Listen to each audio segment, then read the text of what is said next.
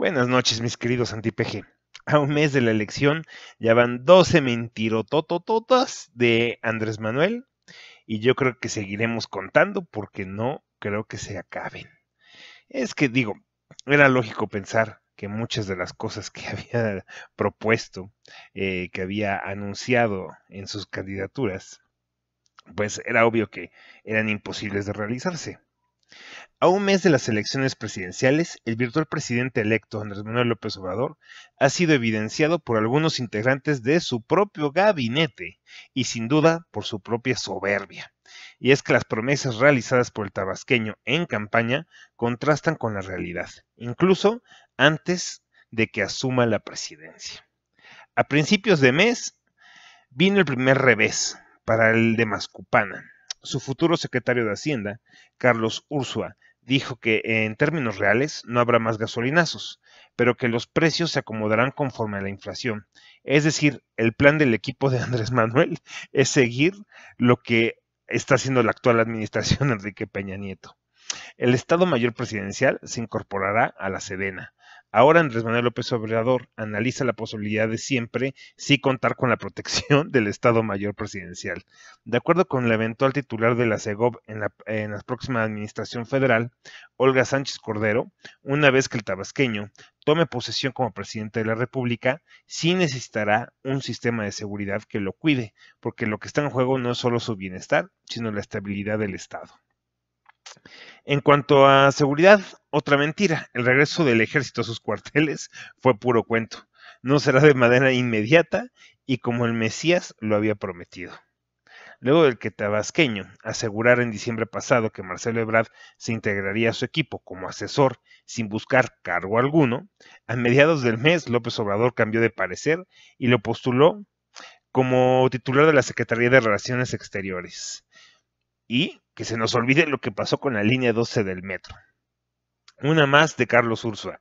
En marzo, AMLO prometió tasas de crecimiento económico del 4% anual, hasta terminar su administración con un 6% de crecimiento, puta, ya como los chinos. También a mediados de julio, el próximo titular de Hacienda dijo que se espera un crecimiento económico del 2.5%. Eso ya lo dijo el titular de Hacienda, que se espera un crecimiento del 2.5%. De lo que se espera a lo que es la realidad, hay mucho trecho. Entonces, digamos que podemos ponerlo en un término medio, entre el 1.5 y el 2%, a lo que han venido creciendo todas las administraciones desde tiempos de Fox. De lo que se ha quejado Andrés Manuel toda la vida, que hemos crecido al 2%, pues parece ser que su propio titular de Hacienda dice que lo máximo a lo que podrán crecer es al 2.5. Y también nos asegura o nos augura un crecimiento de inflación entre el 4 y el 5%. La coordinadora de pacificación y amnistía, Loreta Ortiz Alf, aseguró que el Papa Francisco había aceptado participar a través de videoconferencias en las mesas de diálogo en los foros de paz propuestos por López Obrador. Falso. El propio portavoz del Vaticano, Greg Burke, desmintió dichas declaraciones.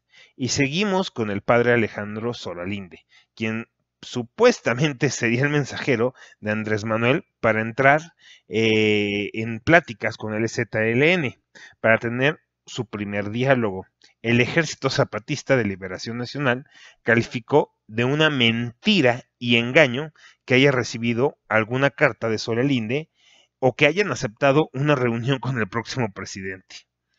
Todo a consulta ciudadana. A pesar de las declaraciones de algunos de sus próximos secretarios, López Obrador insiste que sus propuestas, las cuales aseguró que será decisión de la ciudadanía, de acuerdo con el artículo 35 constitucional, las consultas populares deben ser convocadas por el Congreso de la Unión, a petición del presidente de la República o del equivalente al 33% de los legisladores federales, o impulsadas por el 2% de los ciudadanos inscritos en el padrón electoral. Además, con base en la Ley Federal de Consulta Popular, la misma que se debe realizar el mismo día de una elección federal, no antes, para que el resultado de esta propuesta sea de una, digamos que una proporción representativa alta, es decir, que sí se represente a todo el país. Andrés Manuel López Obrador también prometió más trabajo y seguridad laboral, pero con su plan de austeridad anunció que despedirán a 70% de los empleados de confianza y de toda la administración federal. Luego de dar a conocer los 50 lineamientos contra la corrupción, López Obrador designó embajadora de México a Washington a su tía política Marta Bárcena. El numeral 26 de los lineamientos prohíbe a todo servidor público del gobierno de AMLO contratar a parientes, pero Andrés Manuel ya lo ignoró. Hablando de los lineamientos planteados por Andrés Manuel en el documento de 50 puntos presentado por el tabasqueño a la letra, dice que se cancelarán fideicomisos o cualquier otro mecanismo utilizado para ocultar fondos públicos y evadir la legalidad y la transparencia. Lo cual nos lleva al siguiente punto, mismo que a pesar de todas las acusaciones sigue existiendo. La gran mentira. Lo que se ha comprobado con el modus operandi de amigos de Fox y del Pemex Gate, el fideicomiso de Morena, que fue a parar a las arcas del partido fundado por López Obrador y quien ante la multa impuesta por el INE volvió a recordar al verdadero político intolerante y autoritario de sus tiempos de al diablo con sus instituciones.